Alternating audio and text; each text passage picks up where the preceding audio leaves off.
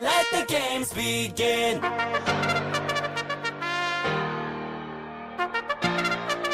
Let the games begin. Pass out.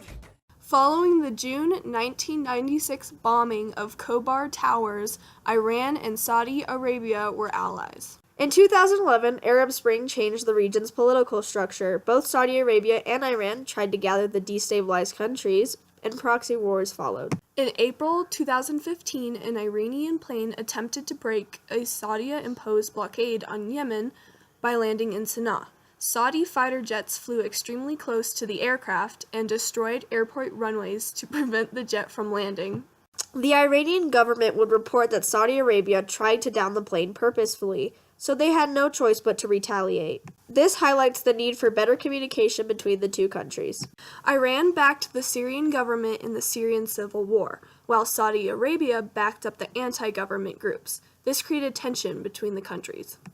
Pass out. All my friends went and passed out. Iran and Saudi Arabia are in an area dominance war. They are only separated by the Persian Gulf.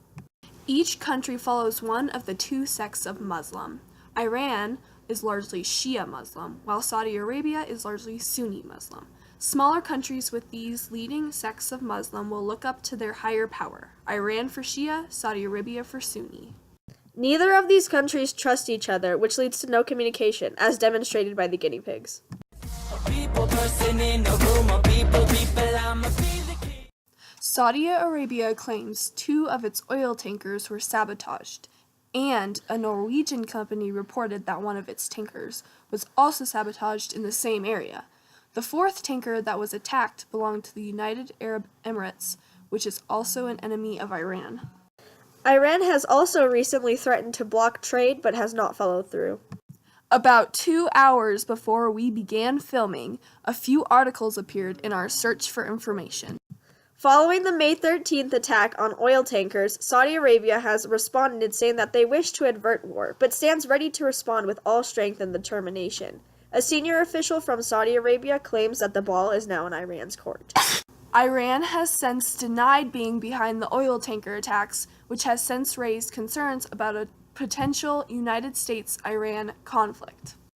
Adel al-Jubeir, Minister of State for Foreign Affairs for Saudi Arabia, quote-unquote said this, "It will do what it can to prevent this war, and at the same time it reaffirms that in the event the other side chooses war, the kingdom will respond with all force and determination, and it will defend itself and its interests."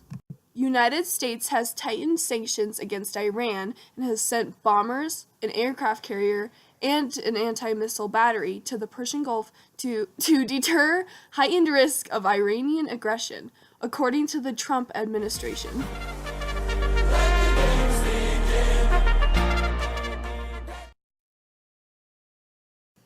Saudi Arabia's Minister of Defense, Mohammed bin Salman, said that anyone pushing for war is not in their right mind. If this war were to happen, it would be a great catastrophe for the region.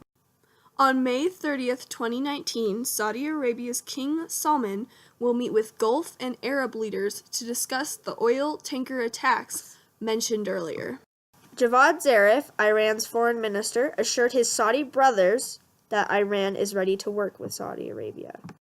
Saudi Foreign Minister Adel al-Jubeir said, "If Iran changes its ways and its policies, nothing would prevent turning a page and building the best relationship based on good neighborliness with no meddling in the affairs of others." In response, Iran argues that talks must happen before it alters its policies.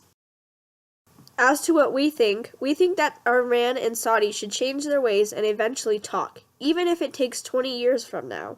Neither country has shown interest in sparking a war, so a war must be out of the question. If the countries communicated better, for example, Iran has troops in Syria, while Saudi Arabia is interested in sending troops there.